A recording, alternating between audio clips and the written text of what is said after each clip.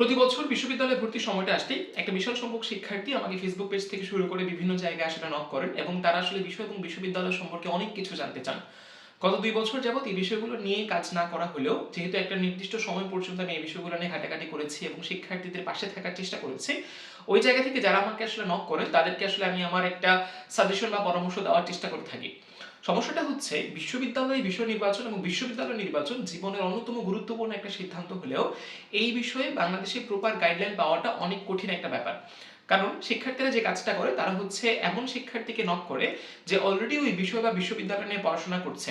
এ কারণে যখন তার কাছে কোনো একটা তথ্য জানতে চাওয়া হয় তখন কেউই আসলে প্রপারলি এক্সাক্ট যে সত্যটা সেই সত্যটা আসলে বলে না। সবাই বলে হ্যাঁ ভালো, ফ্যাকাল্টি ভালো আছে, আসো পড়াশোনা ভালো হয়, এরকম আসলে তথ্য প্রোভাইড করে। এর কারণে শিক্ষার্থীরা অনেক বেশি পরিমাণ কনফিউজড হয়ে যায় এবং এক্সাক্ট যে তথ্যটা তার আসলে জানা প্রয়োজন সেই তথ্যটা আসলে কখনোই জানতে পারে না। আমি আমার জায়গা থেকে গত কয়েক বছরে বেশ কিছু ভিডিও বানানোর চেষ্টা করেছি বিষয় এবং বিশ্ববিদ্যালয় নির্বাচন নিয়ে। আজকে অনেক দিন পরে, বলা যায় যে মোটামুটি 2 বছর পরে আপনাদেরকে একটা সাজেশনমূলক ভিডিও বানাতে যাচ্ছি এবং আমি আপনাদেরকে 5টা পরামর্শ দিব যে বিষয়গুলো আসলে মাথায় রাখলে আপনার জন্য বিষয় এবং বিশ্ববিদ্যালয় নির্বাচন অনেকটাই সহজ হতে পারে। বিশ্ববিদ্যালয় এবং বিশ্ব নির্বাচনের ক্ষেত্রে একদম প্রথম সাজেশন হচ্ছে, ভাই আপনার ক্যারিয়ার পাথ কি হবে এই জিনিসটাকে ডিসাইড করেন। আপনি হয়তো সরকারি চাকরি বা বিসিএস এ ভালো করতে চান, আপনি হয়তো প্রাইভেট বা মাল্টিন্যাশনালে যেতে চান, অথবা আপনি হয়তো এনজিও বা ব্যাংকিং সেক্টরে ভালো করতে চান, অথবা আপনি হয়তো উচ্চশিক্ষার জন্য বাইরে যেতে চান। উচ্চশিক্ষার জন্য বাইরে যাওয়ারও আবার ক্যাটাগরি আছে, যেমন হচ্ছে আপনি পড়াশোনা করে দেশে ব্যাক করবেন, নাকি হচ্ছে আপনি উচ্চশিক্ষার জন্য বাইরে গিয়ে ওই দেশে সেটেল বা পিআর পাওয়াটাই আপনার আসলে প্রধান টার্গেট। সো অনেক ধরনের কেরিয়ার প্যাথ হতে পারে এবং এই কেরিয়ার প্যাথগুলোকে আপনি আসলে plan A, plan B, plan C, plan D আকারে ভাগ করতেও পারেন। আপনার বিষয় এবং বিশ্ববিদ্যালয় নির্বাচনটাকে এই কেরিয়ার গোলগুলোর উপর নির্ভর করে আপনাকে আসলে সাজাতে হবে। যেমন ধরেন আপনি যদি প্রথম এবং প্রধান টার্গেট থাকে যে আমি আসলে বাহিরে যাব, সেক্ষেত্রে আপনি যে ধরনের সাবজেক্ট পড়বেন বা যে বিশ্ববিদ্যালয় থেকে আসলে আপনি পড়াশোনা করবেন, আপনার যদি প্রথম এবং প্রধান টার্গেট হয় যে আপনি আসলে মাল্টিন্যাশনাল বা প্রাইভেটে যাবেন, তখন এই জিনিসটা কোয়াইট মানে কিছুটা ডিফারেন্ট হবে।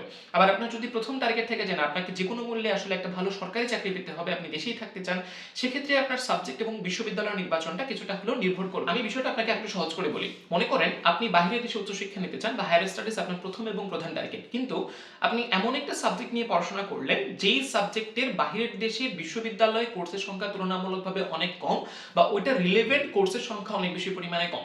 সেক্ষেত্রে কিন্তু আসলে আপনার কেরিয়ারের সঙ্গে আপনি যে কোর্স নিয়ে গ্রাজুয়েশন করছেন এটার কোনো আসলে রিলেভেন্সি থাকছে না। অথবা মনে করেন আপনি প্রাইভেট বা মাল্টিন্যাশনালে যেতে চান, কিন্তু আপনি আসলে এমন একটা সাবজেক্ট নিয়ে পড়লেন যেটা আসলে প্রাইভেট বা মাল্টিন্যাশনালে কোনো ভ্যালু নাই। তার মানে আমি আপনাকে যেটা বোঝাতে চাইলাম সেটা হচ্ছে যে আপনার কেরিয়ারের প্রাইমারি যে গোলটা সেই প্রাইমারি গোলের সঙ্গে রিলেট করে আপনাকে একটা সাবজেক্ট চুজ করতে হবে এবং সেই সাবজেক্ট নিয়ে আসলে পড়াশোনা করতে হবে। কেরিয়ারের সঙ্গে রিলেট করে কিভাবে সাবজেক্ট চুজ করতে হয় বা বিশ্ববিদ্যালয় নির্বাচন করতে হয় এটা খুবই ডিপ একটা বিষয়। আপনারা চাইলে আমি এই বিষয়টা নিয়ে আলাদা একটা ভিডিও বানিয়ে আপনাদেরকে দিতে পারি। আপনাদের মধ্য থেকে অনেকেই হচ্ছে বিভিন্ন বিষয় নিয়ে পরামর্শ চাচ্ছেন, সবাইকে আসলে পরামর্শ বা ব্যক্তিগতভাবে গাইডলাইন দেওয়াটা আমার জন্য একটু কঠিন। তারপরেও যদি আপনাদের কারো স্পেশাল গাইডলাইন প্রয়োজন হয়, সেক্ষেত্রে আমার যে ডিসক্রিপশন দেওয়া আছে সেখানে আমার ফেসবুক পেজে লিঙ্কটা দিয়ে রাখছি, সেখানে আপনারা নক করতে পারেন। আশা করি আপনাদেরকে স্পেশাল কাউন্সিলিং আমার পক্ষ থেকে আসলে আমি দেওয়ার চেষ্টা করব। দ্বিতীয় সাজেশনটা হচ্ছে, বিশ্ববিদ্যালয়ে ভর্তি ইচ্ছুক প্রায় সকল শিক্ষার্থীদের মধ্যে একটা কনফিউশন কাজ করে যে ভাই বিষয় নাকি বিশ্ববিদ্যালয় কোনটাকে আসলে প্রায়োরিটি করা মানে প্রায়োরিটাইজ করা উচিত। বিষয় যেটা হচ্ছে যে এই বিষয়টা আপনার ক্যারিয়ারের উপর অনেকটা নির্ভর করে, কারণ কখনো আপনার জন্য বিষয় অনেক বেশি পরিমাণ গুরুত্বপূর্ণ, কখনো আপনার জন্য বিশ্ববিদ্যালয় অনেক বেশি পরিমাণ গুরুত্বপূর্ণ। আমি আপনাকে দুইটা কথা বলবো, এই দুইটা কথা থেকে আপনাদেরকে ফাইন লাইন বের করতে হবে। নাম্বার ওয়ান, সেটা হচ্ছে যে ঢাকা বিশ্ববিদ্যালয়ে সোশিওলজি বা পাবলিক অ্যাডমিনিস্ট্রেশন ডিপার্টমেন্টে যে কোর্সগুলো পড়ানো হয়, ঢাকার বাহিরেও সোশিওলজি বা পাবলিক অ্যাডমিনিস্ট্রেশন বা ঢাকার বাইরে যে কোনো বিশ্ববিদ্যালয়ে একই ধরনের কোর্স আসলে পড়ানো হয়। তার মানে আপনি যখন ঢাকা বিশ্ববিদ্যালয়ে সোশিওলজি বা পাবলিক অ্যাডমিনিস্ট্রেশন থেকে গ্রাজুয়েট হবেন, আপনি যখন ঢাকার বাহিরে কোনো একটা বিশ্ববিদ্যালয় থেকে গ্রাজুয়েট হবেন, এডুকেশনালি মানে সাবজেক্ট ওয়াইজ কোর্সের মধ্যে আপনাদের আসলে খুব বেশি নলেজ গ্যাপ আসলে থাকবে, ব্যাপারটা কিন্তু এরকম না। নাম্বার টু, বাংলাদেশে এমন অনেক প্রাইভেট বা মাল্টিন্যাশনাল কোম্পানি, মানে বাংলাদেশের প্রায় সকল প্রাইভেট এবং মাল্টিন্যাশনাল কোম্পানিগুলোর ক্ষেত্রে বিষয় এবং বিশ্ববিদ্যালয় দুইটাকে অনেক বেশি পরিমাণ প্রায়োরিটাইজ করা হয়। যেমন ধরেন কেউ যদি আপনাকে বলে যে না মাল্টিন্যাশনাল কোম্পানিতে আসলে আপনি যে কোনো বিশ্ববিদ্যালয় থেকে ভালো রেজাল্ট নিয়ে আসলে, ভালো এক্সট্রা কারিকুলার নিয়ে আসলে, ভালো কি থাকলে আপনি আসলে চান্স পেয়ে যাবেন, কাজ করতে পারবেন, এই বিষয়গুলো আসলে সত্য না। মানে প্রাইভেট বা মাল্টিন্যাশনালের ক্ষেত্রে অনেক বেশি পরিমাণে বিষয় এবং বিশ্ববিদ্যালয় দুইটাই গুরুত্বপূর্ণ, অর্থাৎ আপনাকে ব্যালেন্স করতে হবে। তৃতীয় সাজেশনটা হচ্ছে, মনে করেন আপনি অনেকগুলো বিশ্ববিদ্যালয়ে পরীক্ষা দিয়েছেন এবং আপনার কাছে অনেকগুলো অপশনস আছে যে অনেকগুলো বিশ্ববিদ্যালয় থেকে যে কোনো একটা বিশ্ববিদ্যালয়ে যে কোনো একটা সাবজেক্ট পড়ার সুযোগ আপনার কাছে আছে। যদি আপনার সিচুয়েশনটা এরকম হয় তবে একটা জিনিস মাথায় রাখা দরকার, সেটা হচ্ছে ইন্টারমিডিয়েট পর্যন্ত আপনার পড়াশোনার যে ক্যাপাবিলিটি, ইন্টারমিডিয়েটের পর আপনি যখন গ্রাজুয়েশন বা অনার্সে ভর্তি হবেন তখন আপনার পড়ার ক্যাপাবিলিটির মধ্যে একটা বড় ধরনের পার্থক্য আসবে। এটার অনেকগুলো কারণ আছে, মেন্টালিটি থেকে শুরু করে আপনার এনভায়রনমেন্ট থেকে শুরু করে অনেকগুলো ফ্যাক্টর এই জায়গাগুলোতে কাজ করে।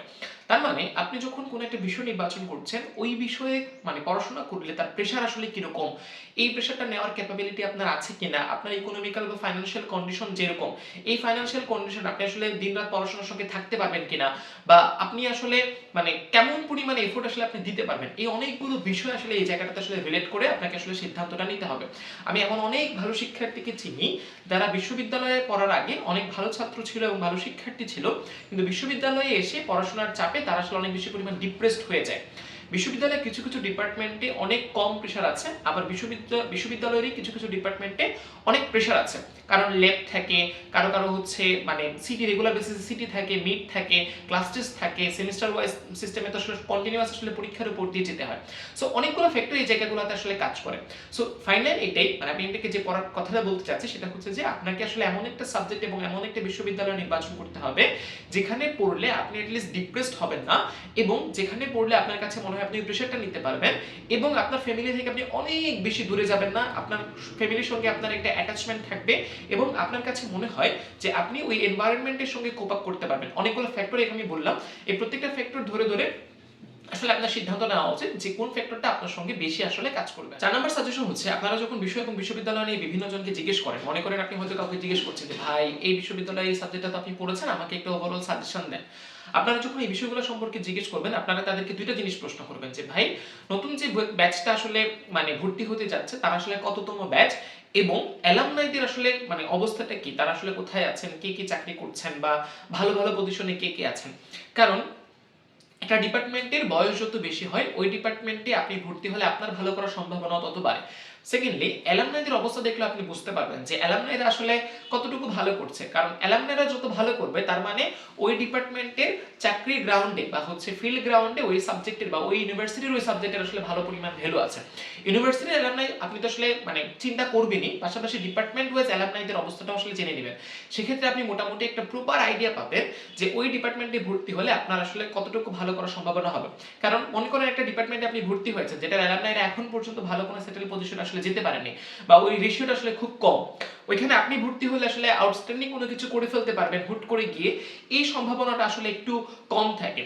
বরং নিশ্চিত হয়ে যে হচ্ছে কোন একটা ডিপার্টমেন্টের সার্বিক অবস্থাটা আসলে কেমন এটা জেনে আসলে ভর্তি হওয়াটা অনেক বেশি পরিমাণ। 5 নাম্বার এবং লাস্ট সাজেশন সেটা হচ্ছে যে জীবনে আপনি কি করবেন, মানে আপনার ক্যারিয়ার কি হইতেছে, এটা অনেকটাই বিশ্ববিদ্যালয় এবং বিষয়ের উপর নির্ভর করে।